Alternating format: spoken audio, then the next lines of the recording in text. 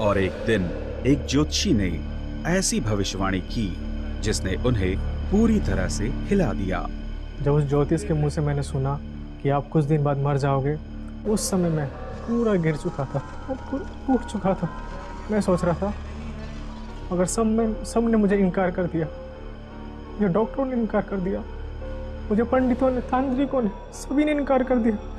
मैं टूट उस समय मैं सोच रहा था क्या कोई परमेश्वर है या नहीं।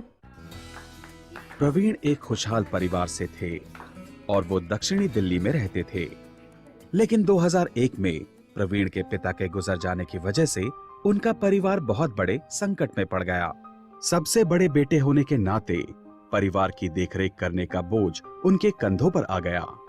वो पढ़ाई करते और काम भी ताकि उनकी आर्थिक परिस्थिति ठीक हो जाए, लेकिन कोई फायदा नहीं हुआ। ऐसी मेरी स्थिति आ गई कि मैं काफी बीमार पड़ गया। आर्थिक हालातों से जूझ रहे प्रवीण को एक अजीब सी बीमारी ने घेर लिया।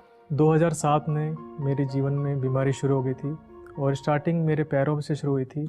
मैं चलता था और चलते चलते गिर जाता था, ऐसा लगता था मेरी हड्डी टूट गई है। उन्होंने कई टेस्ट कराए और कई डॉक्टरों के पास भी गए, लेकिन इसके बावजूद उनकी बीमारी का कोई हल नहीं निकला और सारे डॉक्टरों ने जवाब दे दिया। दिन प्रतिदिन प्रवीण की हालत बिगड़ती जा रही थी, जिसका असर उनके जीवन के दूसरे पहलुओं पर भी नजर आने लगा। जहाँ मैं जॉब करता था वहाँ भी मुझे तकलीफ होती थी। इस बीमारी के आने के चक्कर में मुझे भूलने की काफ़ी आदत हो गई थी और जिसके कारण मेरे जीवन में काफ़ी गिरावट महसूस मुझे होती थी। मेरा रिस्पॉन्स जो मैं उन्हें देता था वो काफ़ी लेवल नीचे होता गया। अपने आप में मैं निराशा महसूस करने लगा, अपने आप से मुझे चिढ़न सी होने लगी। कोई हल ना निकलने के कारण प्रवीण ने मंदिरों और मौलवियों का रास्ता अपनाया, पर कुछ हल नहीं निकला। प्रवीण पूरी तरह से टूट चुके थे और उन्हें कुछ भी उपाय नहीं सूझ रहा था। अब सारे दरवाजे बंद होते नजर आ रहे थे।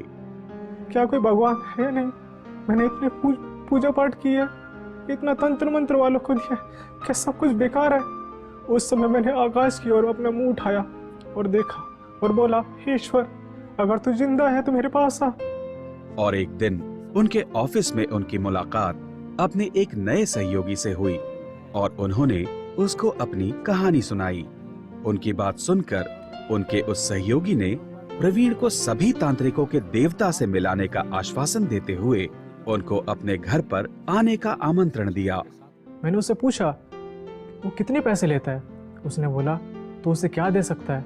मैंने बोला जो मेरे पास है वो मैं उसे सब कुछ जो मेरे पास मैं दे सकता हूँ उसे मैं दूंगा। उसने बोला भाई तेरा उसे कुछ भी नहीं चाहिए, तो उसे अपना दिल दे सकता है। मैंने कहा हाँ मैं उसे दे सकता हूँ। बोला बस यही चाहिए और तेरे होठों से उसकी स्तुति चाहिए। बस इतनी बात सुनते ही मेरे जीवन में एक नई जिंदगी मुझे महसूस हुई। मैंने सोचा सच में जो तांत्रिक जिसके बारे में ये बता रहा है, सच में कोई मुझे इसकी बातों में दम लग रहा है। भाई ने मिलकर जब मेरे लिए प्रार्थना की कि यीशु के नाम में सारे अंधकार की शक्ति दूर हो जाए, उसी समय मैं गिर गया और कांपने लगा। उस भाई ने मुझे बताया, देख प्रभु यीशु मसीह तुझे बचाना चाहते हैं, तुझे कोई भी बीमारी नहीं है, ये अंधकार की शक्तियों ने तुझे जकड़ रखा है और वो परमेश्वर, तू उस पर विश्वास कर। इतनी आज़ादी महसूस की जैसे किसी को बांध रखा हो और इतना अच्छा मुझे महसूस हुआ कि सच में कि मैं ठीक हो गया हूँ। पहली बार वो खुशी महसूस हुई जो मेरे जीवन में कभी खुशी महसूस नहीं हुई थी।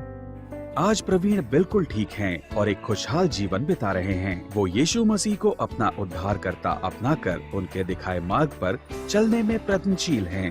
प्रभु का बपतिस्मा लेने के बाद मेरे जीवन में काफ़ी परिवर्तन आया। परमेश्वर ने एक दया दूसरों के लिए, दूसरों के प्रति मेरे जीवन में उसने दिया कि जैसा परमेश्वर ने मुझसे दया की, मैं दूसरों के साथ भी वैसी दया में पेश आऊँ।